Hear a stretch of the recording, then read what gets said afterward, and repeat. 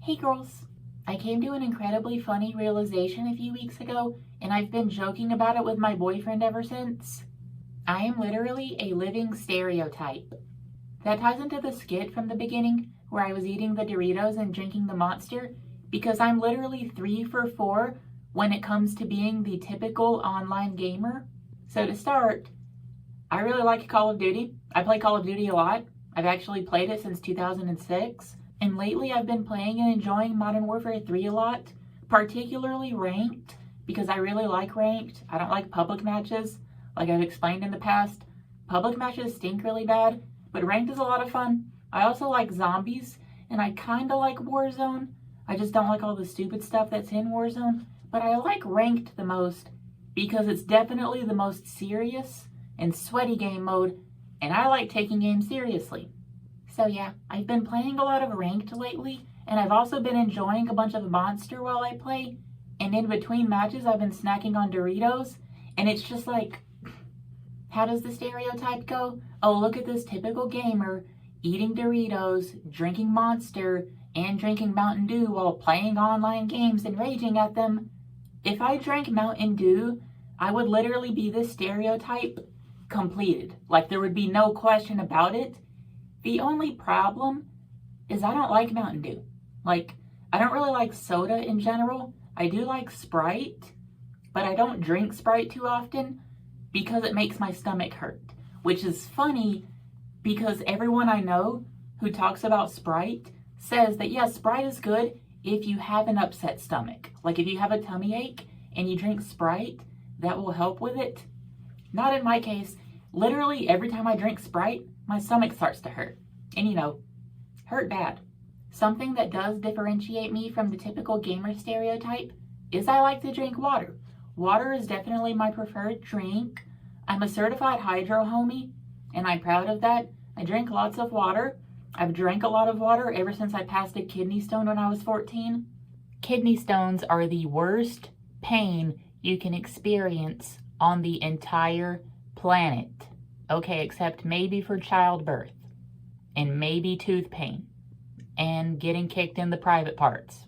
Okay, there's actually a lot of things that hurt more than kidney stones, but the point is kidney stones are horrible, and I was recommended to drink a lot of water after I passed one, and I don't want to pass one ever again. Back to me being a living stereotype though, it honestly goes beyond what I eat and drink. I'm literally just a stereotype in every sense of the word. For all of you girls who somehow don't know, I'm transgender. I literally don't even know why I said that because everybody knows that I'm trans. I'm visibly trans, which I'm actually proud of. I don't think being visibly trans is something that you should be ashamed of. But I literally have the transgender flag in my username, and I talk about me being trans all the time. So it's extremely common knowledge to anybody who has literally watched one part of one of my videos. But yeah, like I said, I'm a transgender woman, and it's a very big stereotype that trans women are gamers and that we're just big computer nerds in general, which I'm a PC gamer. I've been a PC gamer for a pretty big chunk of my life. I grew up with consoles because I grew up in a poor family in the housing projects. I swear my life is so much better now. Now, I've been a gamer for as long as I can remember, but I didn't become a PC gamer until I was like 15. And if none of you girls have ever played on PC, it's better. But that's besides the point. The point is, it's extremely common for trans women to be gamers, especially gamers of the PC variety.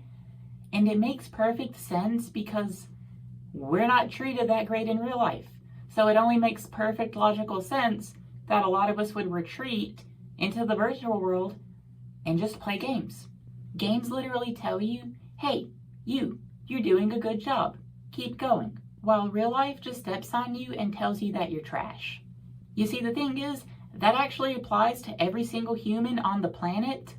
Gaming is just an incredibly awesome medium, and trans girls are awesome, so it only makes sense that we would all gravitate to an entertainment medium that is also awesome.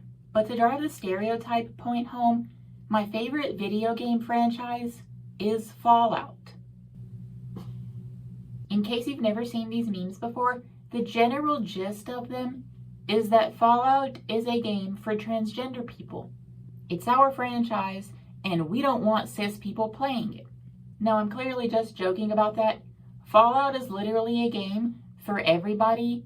It's an RPG, and it has depth and complexity, but it's also relatively simple to the point where casual gamers can play it and enjoy it, and hardcore gamers can enjoy it as well. Fallout is literally a franchise that's for everyone. The reason the whole trans people love Fallout meme is even a thing is literally because trans people just love Fallout. It doesn't hurt that New Vegas is literally New Gagus.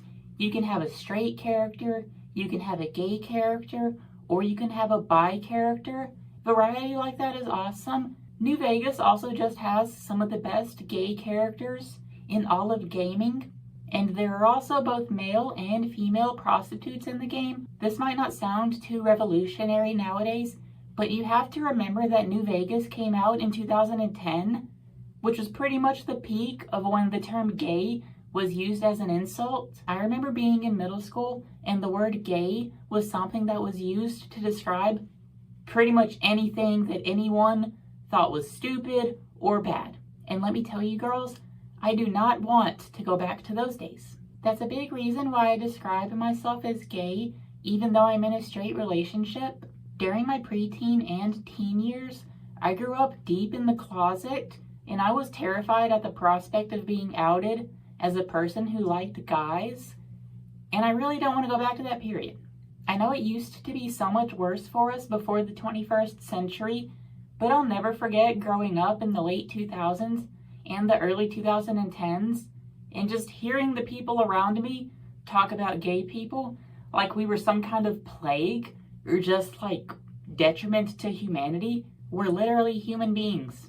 Moving beyond the days of when things used to be so much worse for people like me though, here's another way that I'm a living stereotype. The autism spectrum. Yeah, it's incredibly common for trans people to be on the autism spectrum, and I'm guilty as charged. I'm literally so autistic that when I have a conversation with another autistic person, literally almost nothing gets said. It's actually pretty pathetic how socially awkward I am. It might not seem like it, but I have social anxiety. I actually have general anxiety disorder. I was diagnosed with general anxiety disorder years ago, and it's something that I've been receiving treatment for a long time, and it really sucks. I'm being completely serious here when I say this. Just standing right here and talking into this camera and uploading it to the internet takes a lot of energy, and it's really mentally draining. I know that's the case for almost every YouTuber on the planet, but it's just something that you should keep in mind. Anyway, that's going to be this whole video. I'm literally a living stereotype. It's something that I've come to terms with, and honestly, I think it's pretty cool because, like, I just am who I am. And if I'm a living stereotype, who really cares at the end of the day? I'll tell you who cares. The people who watched this video, which if you're still watching at this point, thank you so much for sticking around. You're awesome, and I love you. You're an absolute legend. Thank you so much for watching, girls. Bye, girls.